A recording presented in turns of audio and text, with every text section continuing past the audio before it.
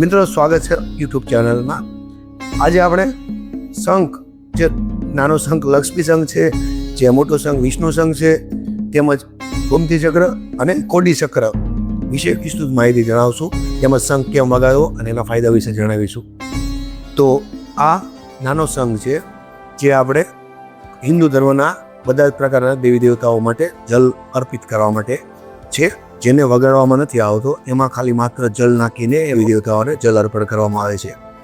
અને તેમજ આ શંખ છે જે આપણે વગાડીશું, જેને આ રીતના વગાડીને તેમજ આ છે કોડી યંત્ર, જે લક્ષ્મીજીને ખૂબ જ પ્રિય છે. અને આ છે ગોમતી ચક્ર, જે વિષ્ણુજીને ખૂબ જ પ્રિય છે. એટલે વિષ્ણુજી મોટા છે, લક્ષ્મીજી નાના છે. તે રીતના આ તેમજ આનું વાઇબ્રેશન આપણે ઘરમાં જો મૂકીએ ટેબલ પર બંને અથવા કોઈ પણ એક, તો પણ આપણા ઘરમાં અથવા ઓફિસમાં એકદમ એક અલગ પ્રકારની ઓરા, એકદમ સાંત્વના અને આખા ફેમિલીને એકદમ શાંત કરે છે, સાંત્વના આપે છે. અને એ જ રીતના આ બે શંખ, જે વિષ્ણુજી છે એ મોટા છે, જેમ જ લક્ષ્મીજી છે જે નાના છે. બરાબર, લક્ષ્મીજી જલ અર્પણ કરાવે છે અને વિષ્ણુજીનો શંખ આપણે લઈએ. તો આ રીતના ધીમે એકદમ ગલોપો ફૂલાવવાનું નથી, ફૂલ પ્રેશર આપવાનું નથી, હલકી એવી ઝીણી એવી જ ફૂંક જવા જેવી, જેમ વાંસળી આપણે વગાડીએ તે રીતના એકદમ હલકી ફૂંક આપણે ધીમે 10% 15% જશે અને ખાલી પ્રેશરથી ધીમે કરીને જવી જોઈએ. ઓટોમેટિક શંખ મોટેથી નાદ કરશે. અને તમે એકવાર લાવી જોઈ લો ધીમે કરીને. અને ઓટને આપણે જરા ખમતી જેમ આપણે વાંસળી વગાડીએ તો કોઈ પણ રીતના સીટી વગાડીએ, એ રીતના હલકી એવી 10% ફૂંકથી 15% ફૂંક નાખવાની છે. બરાબર, તો ચાલો મિત્રો,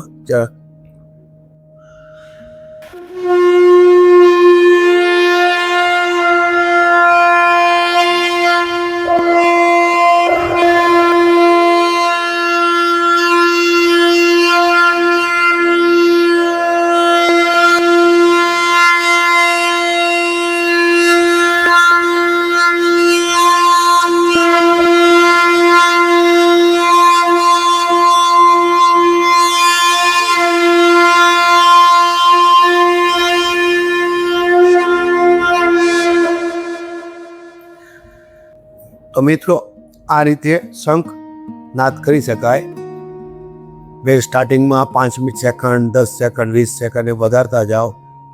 તો અને પકડવાની સ્ટાઇલ આ રીતના છે. શ્રી કૃષ્ણ પણ આ રીતના પકડતા હતા, ભીષ્મ પિતામહ, અર્જુન, યુધિષ્ઠિર બધાને પકડવાની શીખ આ છે. ડાબો હાથ છે આ રીતના આખું ઊભી સ્થિતિમાં, તાકી 5 ઇન્દ્રિય સીધી રહે. અને અહીંયા 4 ઇન્દ્રિયો, જેમ કે અહીંયા અગ્નિ આપણા મુખની પાસે રહેશે, અને વાયુ, આકાશ, જલ અને પૃથ્વી, આ 4 તત્વ શંખની અંદર રહેશે. અને અહીંયા 5 તત્વ આ રીતના સીધા રહેશે. અને પછી આપણે ધીરેથી કીધું એમ આગળની સ્થિતિમાં 10% 15% જ ખાલી ફૂંક મારવાની છે, અને એટલો ધ્વનિ થશે. અને રોજ મિત્રો પ્રેક્ટિસ કરશો તો આના જેવું 5 ઇન્દ્રિયો આપણી ખોલી નાખશે. અદ્ભુત ફાયદા છે. ફાયદાઓ વિશે વિસ્તૃત હું આગળ જણાવી રહ્યો છું. શંખ વગાડવાથી મગજમાં સકારાત્મક તર્ક શક્તિ વધે છે. આ વાદનાથી મનની શાંતિ મળે છે અને ચિંતામાં ઘટાડો થાય છે. શંખ વગાડવાથી શરીરમાં તાજગી અને ઉર્જા વધે છે. શંખના અવાજથી હૃદયના સ્પંદન સામાન્ય થાય છે. આ ધ્વનિથી મગજની નબળાઈ દૂર થાય છે. શંખ વગાડવાથી ધીમા ધીમા રક્ત દબાણમાં સમતોલન આવે છે. શંખની ધ્વનિથી નકારાત્મકતા ઉર્જા દૂર થાય છે. નિયમિત શંખ વગાડવાથી વાદ વિકારમાં રાહત મળે છે. શંખના અવાજથી તંત્ર યાની કે નર્વસ સિસ્ટમ મજબૂત બને છે. શંખ વગાડવાથી પ્રકૃતિ સાથે જોડાણ વધુ મજબૂત થાય છે. શંખ વગાડવાથી મગજના તણાવ ઓછો થાય છે. શંખની ધ્વનિથી શ્વાસમાં ગાઢાઈ દૂર થાય છે. શંખ વગાડવાથી ચિકિત્સક લાભ મળે છે. ખાસ કરીને શ્વાસમાર્ગ માટે શ્વાસમાર્ગ ખુલ્લો થાય છે. શંખથી માથામાં થતી તકલીફો દૂર થાય છે, ઓછી થાય છે.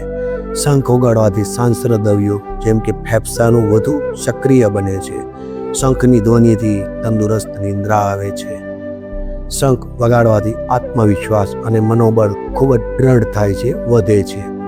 શંખ વડે પ્રકૃતિની શક્તિ અને બ્રહ્માંડ સાથે જોડાવાનો અનુભવ થાય છે. શંખ વગાડવાથી સાંપ્રદાયિક અને આધ્યાત્મિક ઉર્જા વધે છે.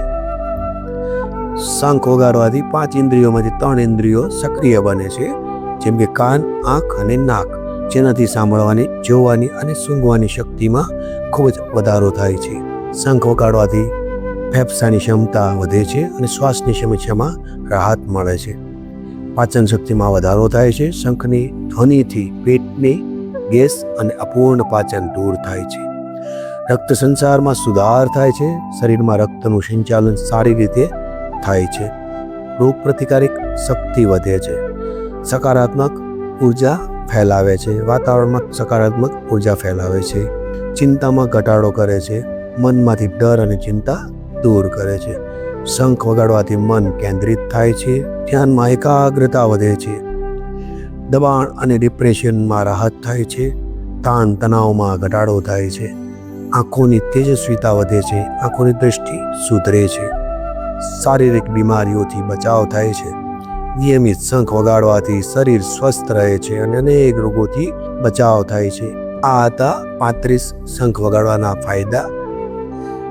જો આ વિડીયો પસંદ આવ્યો હોય તો લાઈક કે સબસ્ક્રાઈબ ના કરશો તો ચાલશે, પરંતુ તમારા જીવનમાં જરૂર ને જરૂર ઉતારો અને બને તો વધુમાં વધુ લોકો સુધી શેર કરો. ભારત માતા કી જય. જય સિયા રામ.